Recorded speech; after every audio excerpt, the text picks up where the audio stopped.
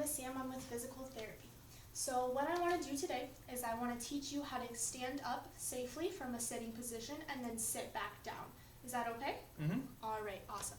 So my elderly patient, has bilateral lower extremity weakness. So I'm teaching them how to stand up from a sitting position. This is going to help with a lot of daily activities and help you do it in a safe way, okay? So I'm going to demonstrate first, and then we can practice together. So a couple different things I want you to pay attention to whenever you're doing this. The first thing is I want you to make sure you're scooted forward all the way in your chair. You don't have to do it right now. But we're going to bring our feet back. Something I use to help me is making sure that my knees are always in front of my toes. You can use the chair if you need to for some extra support. And what we're going to do is keeping your eyes up to keep that chest straight. We're going to be bending forward.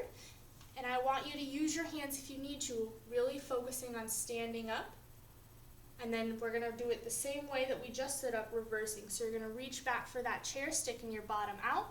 You're going to sit down slow and controlled, and then you can scoot into a comfortable position, okay?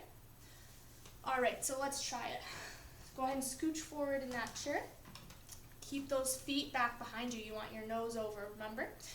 And whenever you're doing it, I love the way you're leaning forward, but make sure you're keeping those eyes up. It's really important that we don't fall over like that. This will still keep our shoulders nice and tall. So we're going to stand up, pushing up from that chair. Good. How do you feel? Dizzy at all? Things like that? Good. Okay. So we're going to sit down the same way that we stood up. So we're going to reach back for the chair, sticking your bottom out. Good. Slow and controlled back down. All right, and then you'll make yourself comfortable from there. So I think that you did a really great job getting up.